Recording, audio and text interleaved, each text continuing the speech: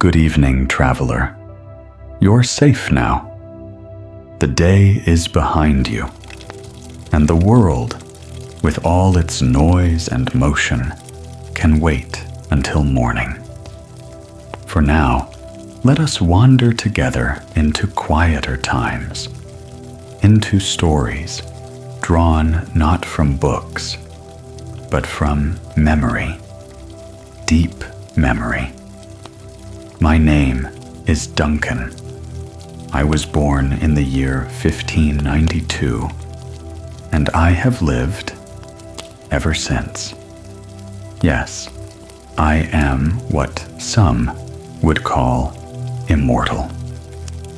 I do not age, though the centuries have folded around me like layers of worn parchment. And through it all, I have watched empires swell and vanish, fashions flutter like leaves in wind, and humanity, dear wondrous humanity, search for meaning through gold, glory, love, and the written word. For over 400 years, I have listened. I have observed. I have kept letters, voices, and soft cries across the ages. And tonight, I'd like to share one of those stories with you. Not of kings or conquest, but of longing, written with trembling hands in the age of the gold rush. Before we begin, I gently invite you to subscribe to this channel. And, if your heart feels inclined, to tap the little bell so that the next tale may find you when your eyes grow heavy once more. Leave me a comment, if you wish, telling me what sort of stories you'd like to hear. I've lived through many, and if you'd be so kind, let me know what time you usually rest, and in what part of this vast world you lay your head to sleep. Now, close your eyes, loosen the grip in your shoulders, let your breath grow soft and slow, and come with me into a time when hope was packed alongside pickaxes, and dreams were written not in stone, but in letters. The year was 1850. In the wake of a rumor-turned reckoning, thousands had flooded into the raw, rising lands of California. Men sold their farms, left their families, and traversed oceans and wilderness just to dip their hands into the streams of promise. They believed gold would change their lives, and perhaps it did, but not always in the way they expected. Yet for all the dynamite and dust, for all the fevered digging and hope-crushed hearts, the most lasting treasure of that era was not gold. It was ink. Ink laid tenderly onto folded sheets of paper. Ink that traced the invisible path between lovers, between brothers, between mothers and sons, now separated by thousands of miles and months of silence.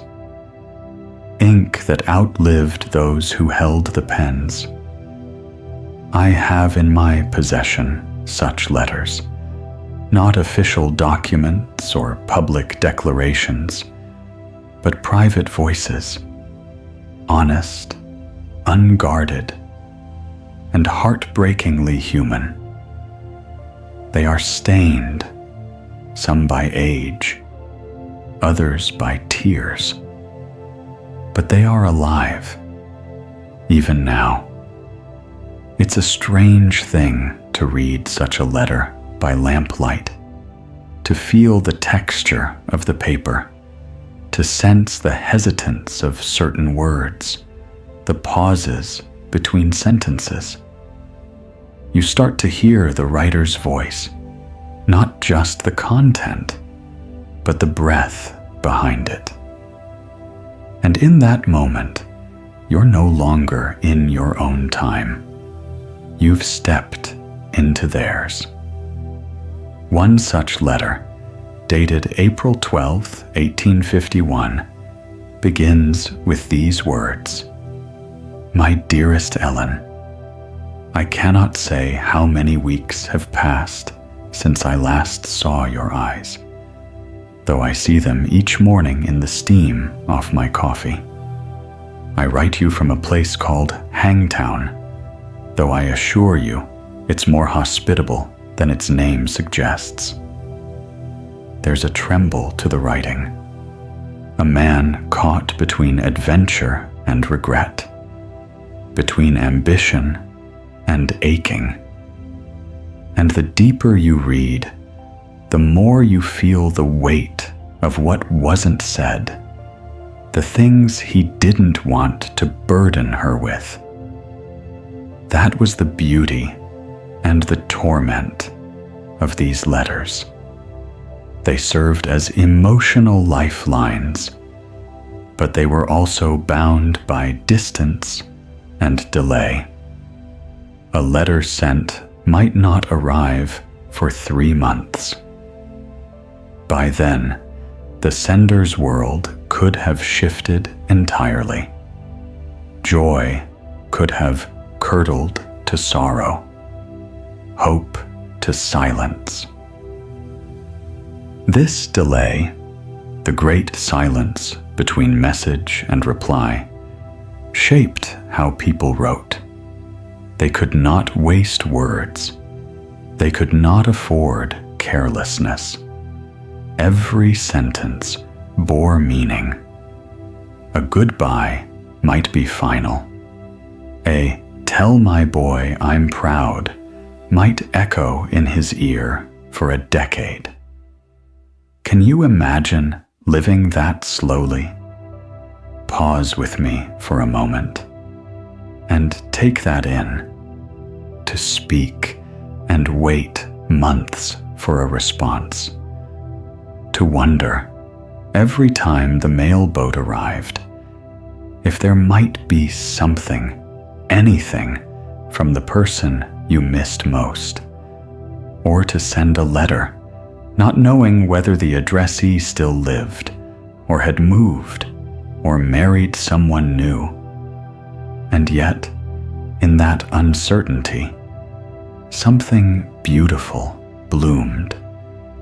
These letters were not rushed. They were composed with care, written in silence, often by candlelight, with the scratch of a quill the only sound in the room. They carried more than information. They carried the soul of the writer. That, to me, is the echo that lingers, the soul behind the words. Not long ago, I held a letter from a boy of 17. He had come to California with his uncle and had written home to his younger sister. He described a river that sings when it runs, and a sunset, the color of ripe apricots. And then he added, almost as an afterthought, "I sometimes pretend you are walking beside me, that you laugh when I fall in the mud, and that you'd help me wash it off if you were here." It is a small thing, but it tells you everything. About love, about longing, about how deeply the past still breathes through pages and ink. And so, when we speak of the gold rush, we speak not only of gold, we speak of the invisible thread between people, of a man writing to someone he missed more than he could ever admit, of the words that lasted longer than the gold ever did. Let us sit with these echoes a while longer, because some letters whisper joy, others an aching solitude, but some reveal a deeper truth, that even when surrounded by gold, a soul can still feel terribly alone. And that is what we shall listen for next.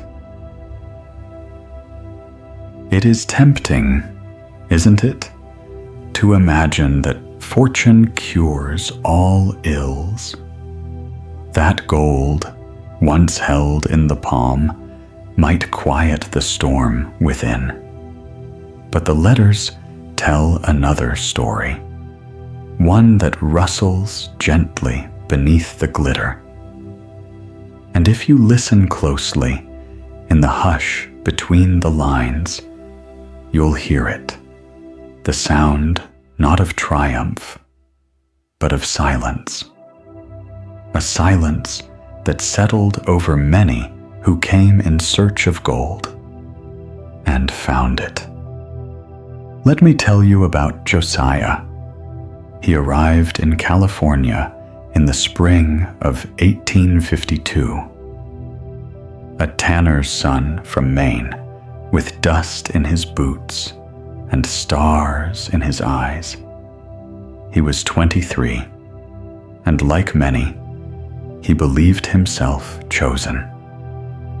He found a small but steady vein of gold along the Feather River. Nothing spectacular, but enough. Enough to send money back home. Enough to buy respect. And for a moment, he believed he had won the gamble of life. But then came the quiet.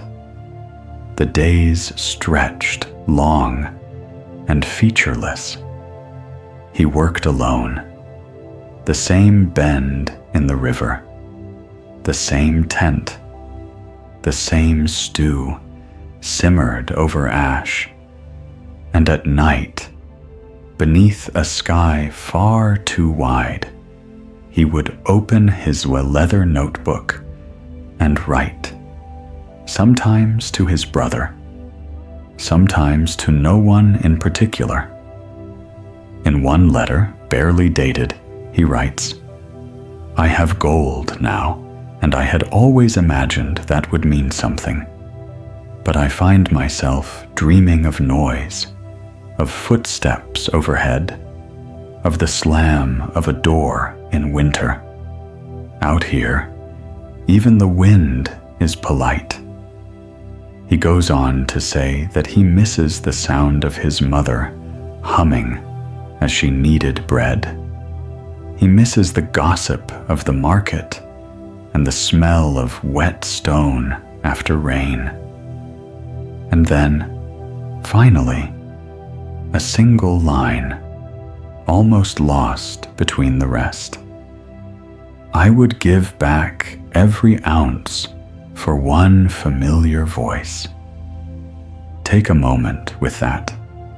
Gold is heavy, but loneliness presses in more quietly, and it doesn't shine. Josiah was not alone in this. Time and again, letters from that era reveal a strange paradox.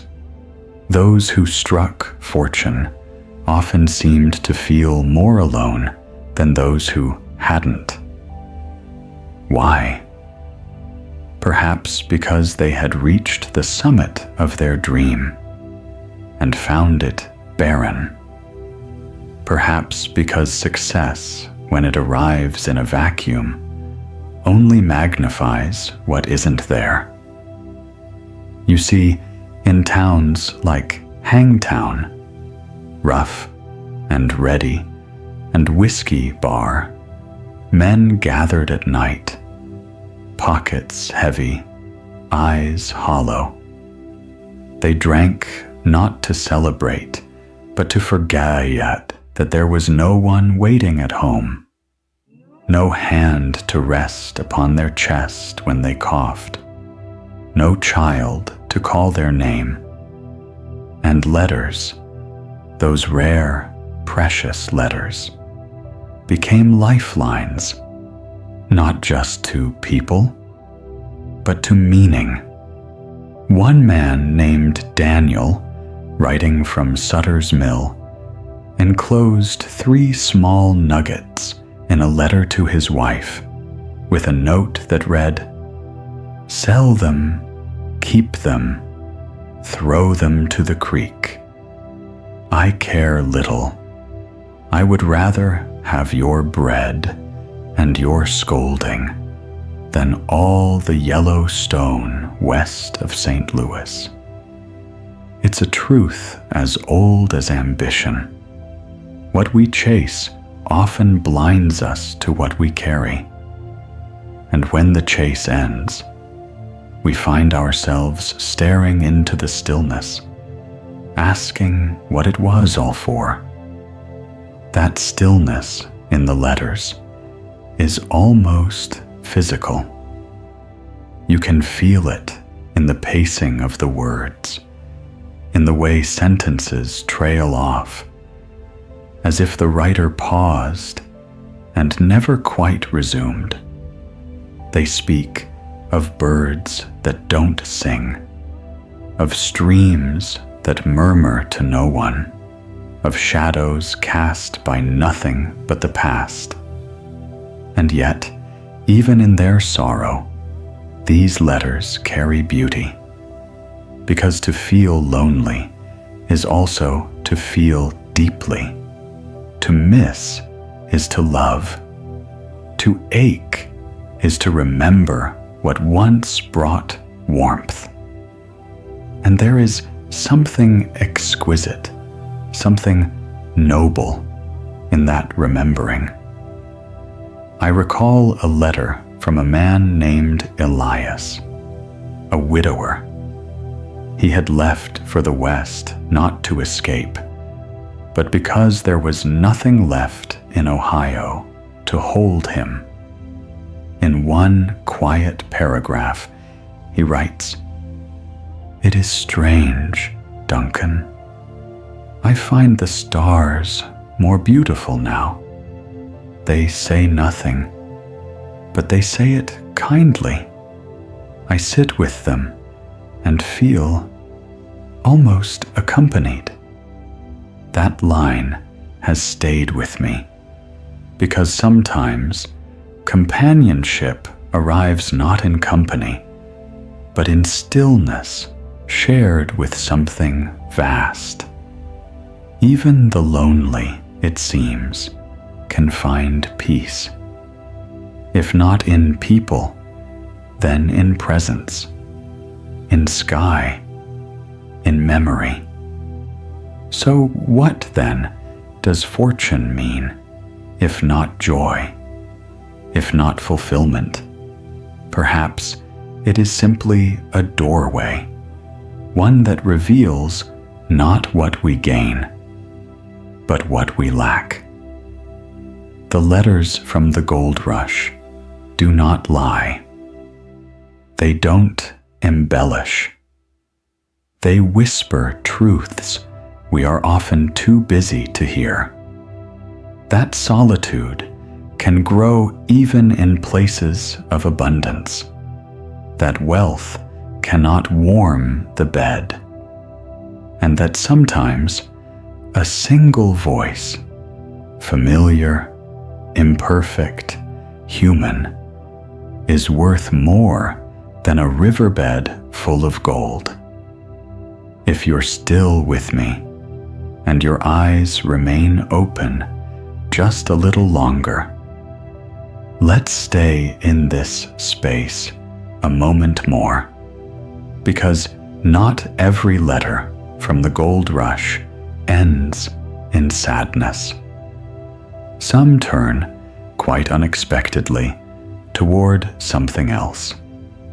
Not riches, not reunion, but a kind of awakening, a new vision of self, born not from success, but from struggle.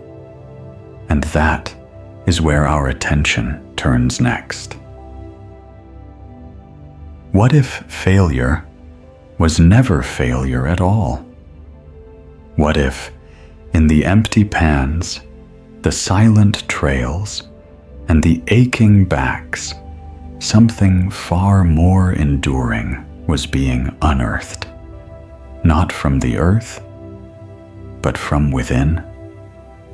It is tempting to view the gold rush through the lens of treasure found or missed. But many of those who wrote letters home were not chasing gold anymore. Not really. Not after a while. They were discovering something harder to name and far more difficult to measure. Let me introduce you to Clara. She wasn't a prospector herself, but her voice is one of the most vivid I've ever heard in the letters of that era. She had followed her brother to California, hoping to keep house and cook meals for miners who had no one else to care for them. She wrote weekly to her aunt back in Connecticut, describing her work, the meals she prepared, the men she met. But what began as practical accounts soon grew poetic, almost reverent. One letter reads, "A man named Louis comes every Sunday for stew. He never speaks of gold, only of birds. Today he told me there are mockingbirds in these hills that mimic the sound of a pick striking stone. I told him that meant even the birds are prospectors." He laughed. It was the first I'd heard him laugh. Clara began to find meaning not in discovery, but in rhythm, in the repetition of care, in the way she folded biscuits in the morning, in the names of the men who showed up each evening, tired, broken, or beaming. She saw them not as winners or losers, but as souls trying to remember why they came. And something in that recognition changed her. Later, she wrote, "I came west expecting to serve, but I believe now I was sent here to witness, to listen, to hold space for men whose voices were otherwise lost to the hills. That is beauty in the dust, the quiet kind, the kind that grows between the loud moments." Not everyone struck gold. Most didn't. And yet, many wrote home with something like peace. A man named Harvey, who failed in 3 different camps and ended up working as a blacksmith, wrote to his brother, "I've never owned less, and I've never known more peace. There is a rhythm to hammering that clears the head. My hands are stronger than they were, and my thoughts quieter. There is wisdom in that silence, the kind that grows only when ambition burns away, like fire revealing the shape of stone beneath the ashes. I remember another letter from a teacher who came west for opportunity, but ended up opening a one-room schoolhouse instead of a mine. She wrote, "I do not teach children of wealth. Most have no shoes, but I watch their minds bloom like wildflowers after rain. It humbles me. How easily, how quietly dreams transform. We come seeking treasure. We leave carrying lessons, not in sacks, but in silence, not with wealth, but with depth." This was a strange and sacred outcome of the gold rush. Many who failed, or gave up, or pivoted, ended up discovering themselves, not the version they had imagined in success, but the version they had forgotten could exist, one that was whole, even without riches, one that was useful, even when no one was watching, one that was loved, even by strangers. These aren't just personal truths. They speak to something larger, something philosophical, that perhaps the most profound journeys we take are not across land or ocean, but across identity. Perhaps the gold rush was never about gold. Perhaps it was a crucible, a mirror, a test of who one becomes when all imagined futures fall away. And in that stillness, a new self can be born. One man, who later became a gardener at a monastery, wrote in his final letter, "I do not know what riches I passed by, but today I pulled carrots from soil I turned with my own hands. The silence of the garden is kinder than the hills ever were, and I no longer measure my life in ounces." Take that in. Breathe with it. The silence of the garden, the absence of gold, the fullness of being. This beauty, this surprising, grounded grace is found not in success, but in surrender. Not in what is taken from the earth, but in what is restored within us. And so, in the stories of Clara and Harvey and the quiet gardener, we glimpse something beyond fortune. We glimpse transformation, not loud, not quick, but deep. Let us carry that insight gently, because as we continue reading, another pattern begins to emerge. In nearly every letter, regardless of success, failure, joy, or solitude, there is a thread that glows faintly beneath the ink. Memory. The past clings like dust to every line, longing not for gold, but for what came before it. And that is where we now quietly turn our gaze. There is a kind of gravity in the past, soft, invisible, and yet powerful enough to pull the heart backward, even when the feet are moving forward. As I read the letters of the gold rush, again and again, I felt this quiet weight, not of gold, but of memory, of the lives left behind, and the aching knowledge that they could never quite be returned to, no matter how far they traveled or how much they found.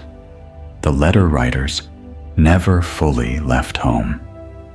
Home followed them, in scents imagined, voices recalled, in fragments of sound and light that clung to their thoughts like dust to a coat.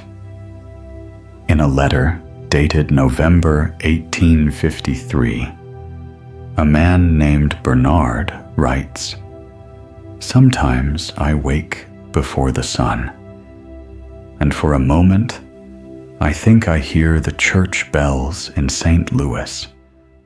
My heart stirs like a bird, thinking I am home, but it is only wind among the pines." Take a breath with that. Let it settle. Memory, for these men and women, was not just nostalgia. It was anchor and ache, a fragile comfort that hurt just as often as it healed. Bernard writes of his old porch swing, of the exact creak it made, of how the evening light once spilled through his mother's lace curtains in a way that made him feel safe, small, but whole. And then he writes something that has stayed with me. I can still see it all, but if I were to return, I do not think I would find it. Or worse, I would, and I would no longer belong to it. There lies the paradox of memory. It preserves a world we can never fully re-enter. Like a snow globe, frozen, perfect, untouchable. And yet we hold it, and sometimes we live in it. Another letter from a young German immigrant who came west by steamer and wagon describes this feeling with astonishing clarity. He writes, "I remember the smell of my father's pipe in the orchard. I remember the lilacs outside our window, the way my sister braided my mother's hair. I fear that every new memory I make here pushes those ones farther away." He feared forgetting. He feared replacing one world with another. But he feared, perhaps even more, remembering too well and never truly living where he now stood. Many of these letter writers lived suspended between two times, between what was and what might be, but rarely in what is. And that, I believe, is something we all feel, in our own way. Have you ever returned to a childhood home only to find the rooms smaller, the colors faded, or heard a song that made you cry without understanding why? That is the weight of memory. It does not ask permission. It simply appears.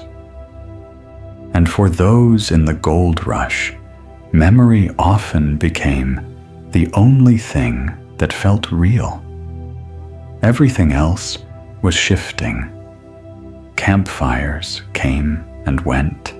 Friendships flickered like lamps in fog. But the past remained fixed, or so it seemed. Of course, the past changes too. Not in fact, but in how it lives inside us. It softens. It sweetens. It sometimes deceives. but it never fully disappears.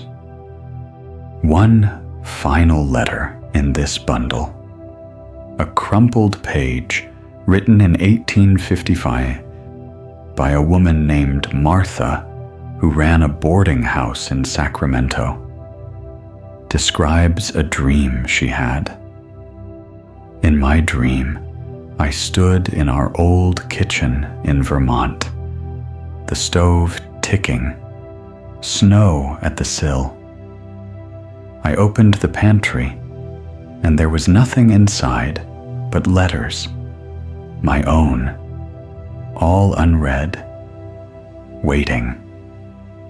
I awoke crying, not from fear, but from the feeling that time is not a straight road. It curls around us. A dream or a truth. Because perhaps memory is not something we carry. Perhaps it carries us. Perhaps it is the secret compass of our lives.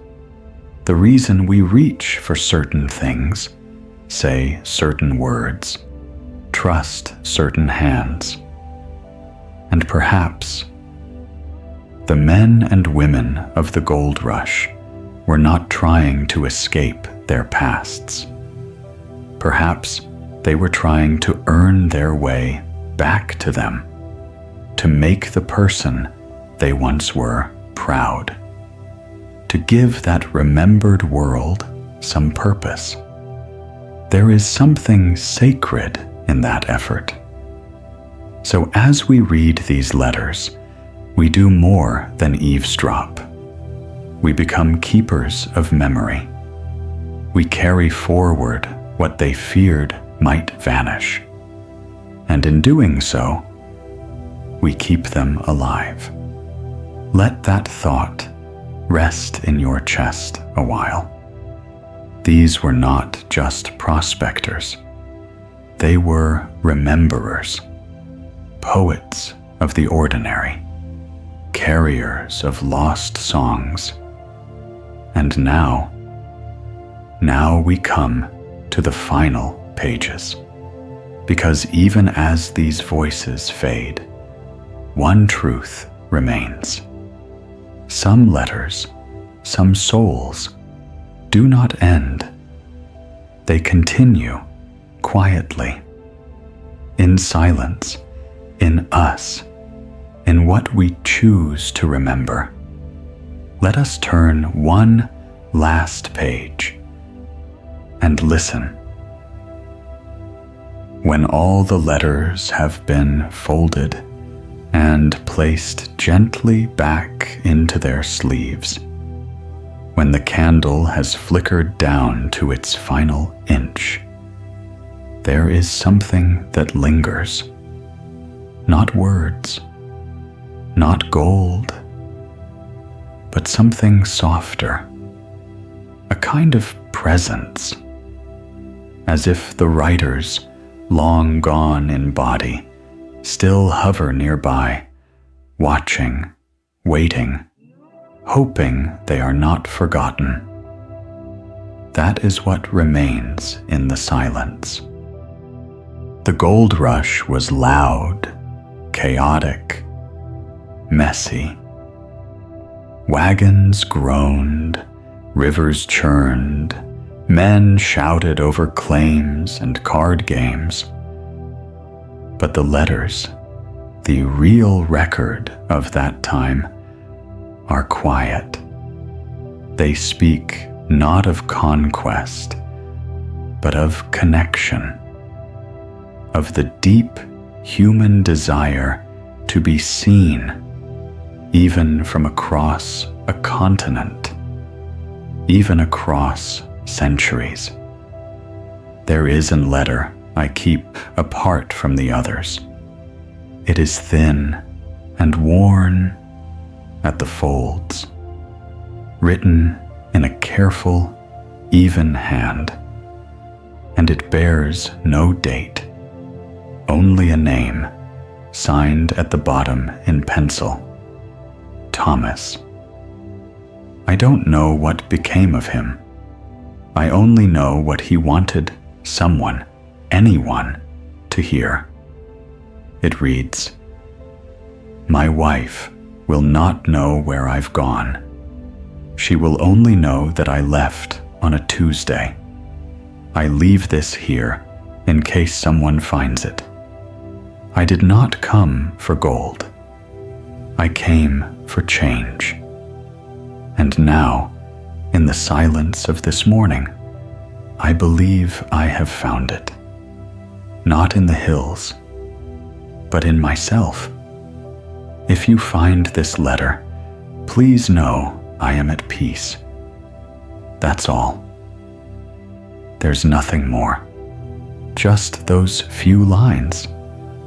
But they feel eternal. Because in the end, that's what we want, isn't it? Not fortune, not fame, but to be known, to be heard, to leave a small light behind, burning gently in the dusk. Sometimes the most enduring legacies are not built from stone or sealed in vaults. They are left quietly, in the pages we write, in the voices that float, barely louder than breath, through time. Tonight, we have listened to some of those voices. Not all were grand. Not all were brave. But each was true. And truth, when spoken softly, has a way of echoing longer than any shout. So, if you're still with me, if your eyes are beginning to close, but your heart is still open, let me say this. You have been holding something sacred tonight, not just history, but humanity. You've walked through dust and silence, not as a tourist, but as a witness. You've read letters not meant for crowds, but for kindred spirits. And now, it is time to return. But before you drift away, I would like to ask for something small. If you've felt a quiet comfort in tonight's story, if you haven't already, I invite you to subscribe to this channel and gently click the little bell. That way, when the time comes again for rest, another story may find you, right when you need it most. And I would be honored if you left a comment. Tell me, what kind of story would you like to hear next? A scientist? A poet? A gardener who once spoke to storms? And please, let me know what time you usually drift into sleep, and in what part of this wide and turning world you rest your head. Your voice matters too, even if it's only whispered across time. For now, though, the pages have all been turned, the ink has dried, and the fire has burned low. So let your hands grow still. Let your thoughts settle like evening mist. You've wandered far enough for one evening. Rest well. Good night.